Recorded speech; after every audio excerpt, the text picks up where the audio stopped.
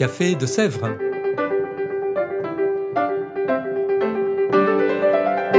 Au Café de Sèvres, on discute philosophie et théologie.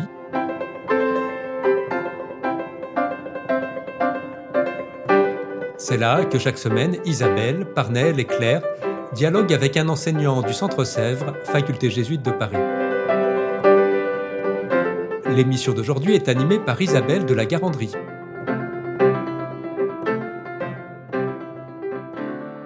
Chères auditrices, chers auditeurs, bonjour, bienvenue dans ce nouvel épisode du Café de Sèvres. Nous recevons aujourd'hui Anne-Cathy Graber et Michel Fédoux. Bonjour. Bonjour. Bonjour. Anne-Cathy Graber, vous êtes pasteur ménonite, consacré dans la communauté du Chemin Neuf, docteur en théologie, co-titulaire de la chaire de théologie œcuménique du Centre Sèvres. Michel Fédoux, vous êtes jésuite, docteur en théologie, également l'autre co-titulaire de cette même chaire de théologie œcuménique. Mais vous êtes surtout tous les deux membres du groupe des Dombes, un groupe œcuménique dont nous allons reparler dans quelques instants, qui vient de sortir un livre intitulé « De toutes les nations pour la catholicité des églises », sur lequel aura lieu une soirée débat au Centre Sèvres le 11 janvier 2024. Alors la sortie d'un document du groupe des Dombes est toujours un événement dans le monde de la théologie, a fortiori quand cela fait plus de 10 ans qu'il n'y en avait pas eu. Mais pour nos auditeurs peu familiers de la sphère œcuménique, pourriez-vous rappeler ce qu'est le groupe des Dombes et quelques mots de son histoire ? Michel ? Oui, bien sûr. Le groupe des Dombes est un groupe qui a été créé en 1937 à l'initiative du père Paul Couturier, un prêtre du diocèse de Lyon, et en collaboration avec un pasteur protestant. Et donc l'idée a été pour eux de réunir quelques théologiens, pasteurs, protestants, catholiques, dans l'abbaye Notre-Dame-des-Dombes, entre Lyon et Bourg-en-Bresse. Et ce groupe a continué depuis lors, en se renouvelant régulièrement, bien sûr. C'est un groupe qui comprend actuellement 40 membres, et à la fois donc 20 catholiques et 20 protestants, tradition luthérienne, tradition réformée, une évangélique. C'est un groupe qui, en fait, dans les premières décennies, a surtout réfléchi ad intra, si je puis dire, et à partir d'un certain moment, il a publié des documents, à partir du début des années 70, et actuellement, donc, il continue à travailler en vue de nouveaux documents. Anne-Cathy ? Alors moi, je voulais reprendre l'expression dans la question à propos de la sortie de ce document, qui est toujours un événement dans le monde de la théologie. Alors un événement dans le monde de la théologie, il me semble important de souligner que le groupe est constitué de théologiens-chercheurs, certes, mais aussi de pasteurs et prêtres de terrain. Et cette précision pour souligner que les travaux du groupe des Dombes ne souhaitent pas s'adresser uniquement au monde de la théologie, mais aussi au monde des paroisses, des croyants engagés localement dans leurs paroisses, des églises, dans leurs églises, leurs aumôneries. Alors un aspect important du travail du groupe des Dombes est qu'il ne repose pas que sur la réflexion théologique, réflexion conceptuelle, mais qu'il repose aussi sur l'expérience concrète de chacun, l'expérience de terrain. De plus, une autre dimension à laquelle le groupe des Dombes accorde une grande importance est le fait d'être interrompu régulièrement dans ses réflexions et partages par la prière commune, la prière liturgique. Alors interrompu, car cela signifie donner une priorité accordée à la prière. Et bien sûr, il faut ajouter interrompu, mais soutenu par cela. Un groupe donc priant. Alors pour en parler plus maintenant du document qui vient de paraître, ce document porte donc sur la catholicité. Et ça peut un petit peu de prime abord surprendre, puisque c'est l'un des noms donnés traditionnellement à l'une des traditions membres de ce groupe, l'Église catholique. Est-ce donc un sujet à travailler aussi avec les églises de la Réforme ? Anne-Cathy ? Alors oui, on peut même dire que le choix du sous-titre est « Oser » pour la catholicité des églises. Oser lorsque l'on sait que la moitié du groupe, comme vient de le dire Michel, est composée de protestants. Les titres des précédents ouvrages du groupe des Dombes sont spontanément plus simples à accueillir pour des protestants. Je rappelle, pour la communion des églises ou encore pour la conversion des églises. La barre est haute, sans doute, cette fois. Et nous en avons eu conscience dès le début. De même que nous avons eu conscience que ce terme véhicule un certain nombre de malentendus, en particulier dans le monde protestant. Et il y a comme une réaction allergique, je dirais presque instinctive, de la part des protestants à propos de ce terme. En effet, si nous confessons avec le credo « Je crois l'Église une, sainte, catholique et apostolique », cela a été traduit, en français en tout cas, par « universel ». Et donc nous disons plus volontiers « universel » que « catholique ». Et bien sûr, faisant ainsi, nous avons réduit considérablement le sens de catholicité. Alors spontanément, nous pensons à la catholicité géographique, donc sur toute la terre, Mais il nous faut aussi, nous protestants, retrouver le sens de la catholicité dans l'histoire, l'empreinte du christianisme dans toute l'histoire. Et surtout, comprendre la catholicité comme désignant la profondeur et la qualité des liens qui unissent les églises. Alors oui, c'est un sujet à travailler aussi avec les églises de la Réforme. Et j'en suis moi-même profondément reconnaissante d'avoir pu visiter et revisiter ce terme. Recevoir plus largement le sens de ce mot, ce n'est pas seulement l'universalité, mais la catholicité désigne aussi l'unité dans la diversité, la totalité de la foi. Et accueillir que la catholicité est un don qui est fait à toutes les églises, un don qui doit être approfondi, converti sans cesse. Et d'ailleurs, dans le livre, il y a une forme d'humour peut-être, mais en tout cas, c'est très théologique aussi. Nous parlons non seulement de catholicité, mais de catholicité réformée. Alors oui, c'est vrai, nous, protestants, avons besoin de revisiter ce terme.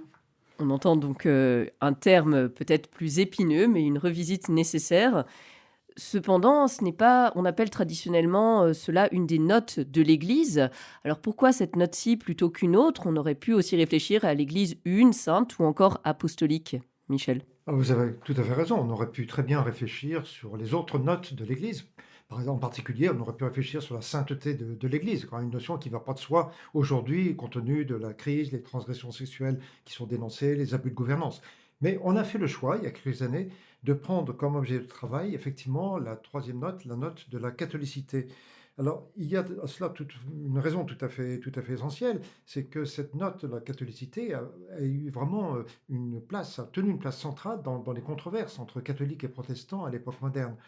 Anne-Cathy a très très bien dit pourquoi il y avait des enjeux du côté protestant à revisiter cette notion de catholicité. Il faut être conscient du fait que du côté catholique aussi, c'est plein d'enjeux parce que, bien sûr, l'Église catholique romaine, par exemple, au nom même de la catholicité, a eu à cœur d'étendre l'annonce de l'Évangile dans toutes les nations du monde, mais parfois au prix de formes de domination qui, elles, n'étaient pas tellement évangéliques. Et donc, il y a vraiment à revisiter cette notion de catholicité à la fois du côté catholique et du côté protestant, pour parvenir à surmonter les désaccords ou les divergences héritées du passé.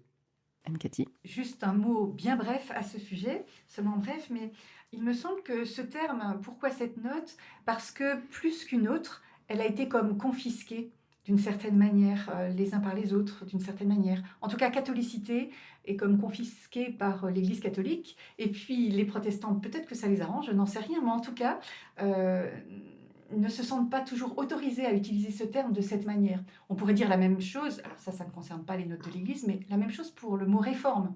Le mot réforme, parfois, a été confisqué par les protestants. Or, il appartient à nous tous, bien sûr. La redécouverte d'un mot, d'une notion.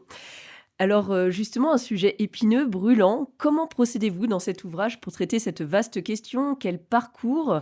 Et peut-être y a-t-il aussi une manière typique de procéder du groupe des Dombes liée à sa spécificité d'accueillir deux traditions chrétiennes? Bien, nous pouvons répondre à deux voix à cette question. Je dirais, pour ma part, pour commencer, que nous avons tenu à ouvrir notre document, après l'introduction générale, par un exposé sur nos ecclésiologies respectives. Il me semble très important, dans le cadre de ce groupe des Dombes, de ne pas occulter ces différences ou même ces divergences entre les ecclésiologies de chacune de nos églises. Et donc, nous commençons par reconnaître de façon, je crois, aussi honnête que possible, eh bien, ce qui fait à la fois des parentés sur l'ensemble de points, bien sûr, mais aussi et surtout les différences ou les divergences dans nos compréhensions de l'Église. Et c'est de là que nous passons à la suite du document, mais je laisse la parole à Anne-Cathy.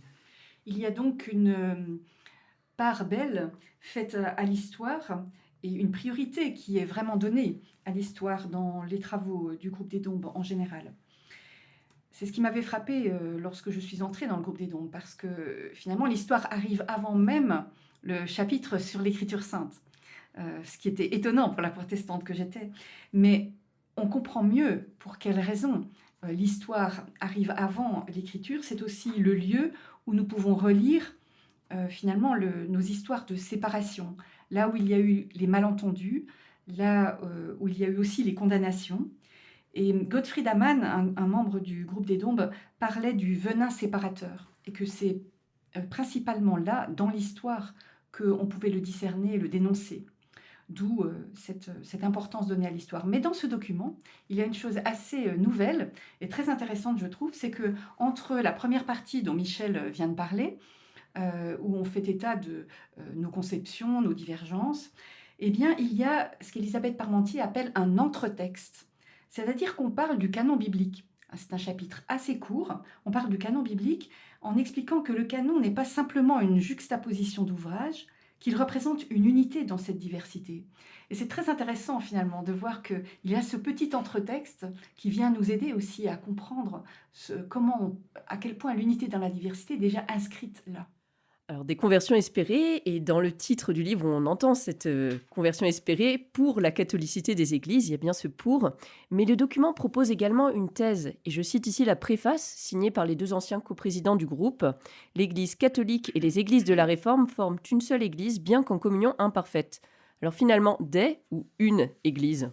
Une seule Église, bien qu'en communion imparfaite. Alors pourquoi cette formule, effectivement, qui résume la thèse centrale du document? Dans le cadre de l'Église catholique, dans le cadre de la théologie catholique traditionnelle, eh bien, on n'a pas trop de difficultés à parler on n'a pas eu trop de difficultés, en tout cas, à parler des églises, à l'époque récente, des églises orthodoxes comme des églises sœurs. Par contre, il était beaucoup plus difficile, il reste beaucoup plus difficile, du point de vue catholique, de parler des églises protestantes. Or, justement, nous ne sommes pas satisfaits par cette situation, qui s'explique tout simplement par le fait que, dans l'esprit de l'Église catholique romaine, eh bien, pour reprendre une citation célèbre de Lumen Gentium à Vatican II, l'unique Église du Christ subsiste dans l'Église catholique romaine.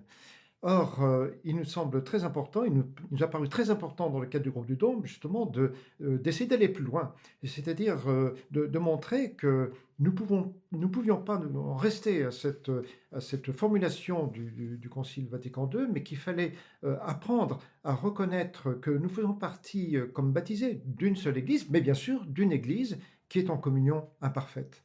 À propos de cette thèse, j'aimerais revenir et donner la parole aux 2 anciens coprésidents de l'époque, Jacques-Noël Pérez du côté protestant et Jean-François Chiron du côté catholique. En fait, dans la préface, ils écrivent qu'une thèse est élaborée pour être reçue, mais elle l'est avant tout pour être discutée. Alors, ce qu'il importe de comprendre ici, c'est qu'il ne s'agit pas d'abord pour le groupe des Dombes d'énoncer une vérité d'ordre dogmatique, mais il lui semble que suite finalement à plus de 50 ans, 60 ans de dialogues œcuméniques et d'accords œcuméniques, il est temps aujourd'hui de discerner et d'oser formuler quelques conséquences de ces dialogues et documents magistériels aussi. Et pourquoi pas de faire bouger certaines lignes, disent-ils. Alors il y a une audace, c'est vrai, dans cette thèse, une réelle audace, mais c'est à comprendre, cette audace, elle est à comprendre aussi comme un acte de foi et un discernement. Discernement de ce qui a déjà été dit, en fait, depuis plus de 50 ans, avec les dialogues œcuméniques, et acte de foi aussi dans ce qui a été dit. Il y a une seule Église qui est et qui témoigne de l'unique corps du Christ. Et cette unique Église est suffisamment une pour porter et susciter la diversité. Autrement dit, le singulier une seule Église, n'est pas contredit par le pluriel. Une tension à garder finalement, peut-être, entre ces 2 pôles. Pour en venir maintenant plus précisément à la soirée du 11 janvier au Centre Sèvres, qu'a-t-il prévu autour de ce document? Est-ce que c'est déjà une manière de préparer la réception pour le peuple de Dieu en son ensemble, à une époque où quand même un certain nombre de chrétiens semblent se désintéresser de l'œcuménisme? Oui, vous avez tout à fait raison, c'est vraiment favoriser sa réception qui maintenant est une étape fondamentale. Alors, pour ce faire, il nous a paru vraiment important que cette soirée donne la parole tout d'abord, alors ça peut sembler paradoxal, à 2 théologiens qui n'ont pas participé aux travaux du groupe des Dombes. Et donc, que 2 voix extérieures, d'une certaine manière, au document, disent comment elles l'entendent, comment elles le reçoivent, ce qu'elles reçoivent de ce travail. Alors, l'une de ces voix est catholique, celle d'Anne-Sophie Vivier-Mourezane, doyenne du Theologicum de l'Institut catholique de Paris, et l'autre voix est protestante, celle de Nicolas Cauchamp, professeur à l'Institut protestant de théologie de Paris et directeur de l'Institut supérieur d'études œcuméniques. Et enfin, il y aura Christian Bacuet, de l'Église protestante unie de France, membre du groupe des Dombes, lui, et qui nous partagera comment il reçoit ce document en tant que pasteur réformé. J'ajouterais qu'Anne-Cathy va elle-même dire comment elle reçoit ce document comme pasteur et théologienne ménonite. Moi-même, j'essaierai d'animer l'ensemble de la soirée. Je voudrais ajouter que cette soirée, elle aura lieu donc le 11 janvier, c'est-à-dire quelques jours avant la semaine de prière pour l'unité des chrétiens. Et nous avons choisi délibérément cette date, justement, en pensant à la semaine de prière pour l'unité. Très bien. Alors peut-être un mot de la fin ou peut-être une espérance à partager pour nos églises. Alors ce mot de catholicité, finalement, peut sembler très technique. Mais ce mot qui semble très technique est un appel pour moi et une ouverture. Et en cela, c'est une bonne nouvelle et une espérance pour l'Église. Notre document, en effet, se termine par des propositions de conversion. Et l'une d'entre elles affirme, au numéro 613, que Dieu suscite l'Église non pour elle-même, mais au service de l'humanité, dans la ligne de ce qui est écrit au sujet d'Abraham, « En toi seront bénies toutes les familles de la terre ». L'annonce de l'Évangile exige, poursuit le document, que les églises renoncent à l'esprit de compétition ou de concurrence qui a marqué l'histoire des missions. L'appel est celui de donner le témoignage de la fraternité afin d'œuvrer ensemble, dire ensemble la joie de l'Évangile, d'œuvrer ensemble à plus de justice, à préserver l'avenir de notre terre. Donc pour moi, le mot de la fin ou l'espérance qui anime ce travail et que produit ce mot aussi, que crée ce mot catholicité, bien c'est une ouverture à laquelle nous sommes appelés. Ouverture évidemment à voir avec l'unité aussi de l'humanité, pas seulement notre petite unité ecclésiale à nous, c'est bien plus large que ça. Et catholicité concerne l'ensemble de l'humanité. Et c'est cela, ce mot de la fin, je dirais, ce mot d'espérance. Je dirais pour ma part, tout d'abord que ce document du Gros des Dômes, en fait, c'est un véritable livre, quand même autour de 250 pages. C'est un document ou un livre qui, par la porte d'entrée de la catholicité, est en fait un livre sur l'Église elle-même. Et mon mot de la fin, ce sera tout simplement de reprendre une prière, une partie d'une prière que nous avons tenu à insérer tout à fait à la fin du texte. Nous espérons le jour, donc nous, catholiques et protestants, nous espérons le jour où nos communautés ecclésiales donneront le témoignage d'une plus grande unité et d'une plus grande catholicité. Ce jour, nous serons plus profondément catholiques. Merci beaucoup Anne-Cathy et Michel de ce podcast. Nous rappelons la soirée du 11 janvier 2024 au Centre Sèvres. Vous pouvez vous y inscrire sur le site du Centre Sèvres. Quant à nous, chères auditrices, chers auditeurs, à bientôt pour un prochain épisode du Café de Sèvres. Au revoir.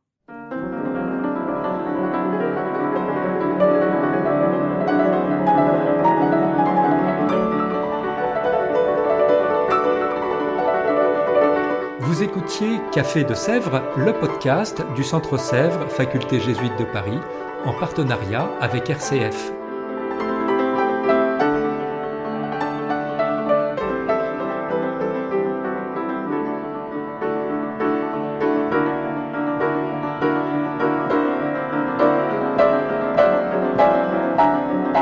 Pour ne rater aucun épisode, abonnez-vous sur votre application préférée. Spotify, Deezer, Apple Podcast ou Google Podcast.